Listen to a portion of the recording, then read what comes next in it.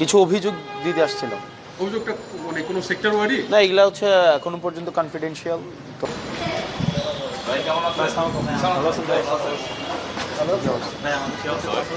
ভাই আমরা ইনফর্মাল একটা মানে কথা বলার মতো কি কোনো সাবজেক্ট আছে সেটা একটু বলুন। না, আমরা কিছু অভিযোগ জোর করে আর- অভিযোগ দিতে আসছিলাম।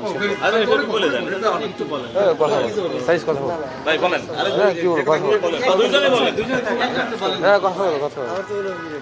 আরে আমি আরে দুজনেই বলেন অল্প আজকে করে। কিসের জন্য আসলে শুনলাম আপনি যেহেতু একটু অনুরোধ বলছেন একটা অভিযোগ দেওয়ার জন্য। অভিযোগটা কি কাদের বিরুদ্ধে? দুদকের রেসপন্সটা কেমন ছিল? কিছু অভিযোগ জানাইতে আসছিলাম।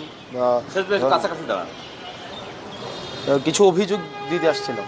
অভিযোগটা মানে কোনো সেক্টর ওয়ারি? না, এগুলা হচ্ছে এখনো পর্যন্ত কনফিডেন্সিয়াল। তো এগুলা জানা যাবে, মিডিয়াতে আসবে। কি কোনো ব্যক্তি নিয়ে নাকি দুদকের বিরুদ্ধে সন্দেহ? দেখা যাক না এগুলা।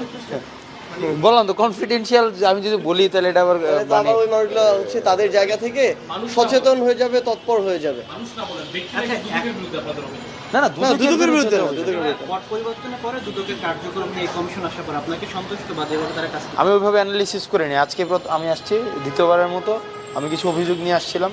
তো অভিযোগ আমার রিসিভ করছে অভিযোগ। এখন ফিডব্যাক তো আর আমি বলতে পারি না, সেটা হচ্ছে দেখি কি হয়। বাট অভিযোগ রিসিভ করছে প্রপারলি। পরবর্তীতে কি চেয়ারম্যানের সঙ্গে কথা হয়েছে? গিয়েছেন আমরা লিখিত দিয়ে আসছি। চেয়ারম্যানের কাছে লিখিত দিয়ে মানে দিয়ে আসছে, এখন উনি কার্যক্রম এখন কেমন চলছে যদি একটু জাস্ট শর্ট করে বলুন। না, আমি ওভাবে মানে আমি জানি না। আমার যেহেতু আমি একজন এখন অভিযোগ দিয়েছি, আমি এটার ফলো আপ করবো, ফিডব্যাক নেব, তারপরে আমি সেটা বুঝতে পারবো। আচ্ছা যদি একটু বলেন।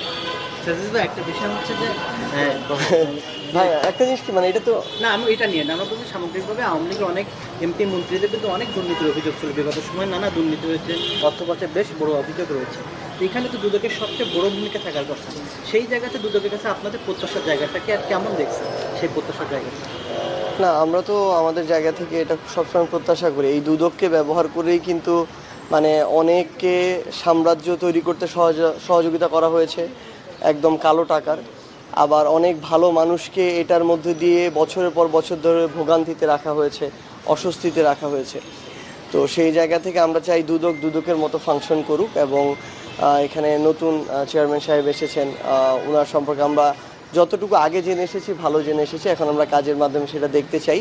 আমাদের কাছে এরকম কিছু তথ্য এসেছিল যেগুলো আসলে হাসনাত তার জায়গা থেকে সেই তথ্যগুলো আমরা তাকে দিলাম।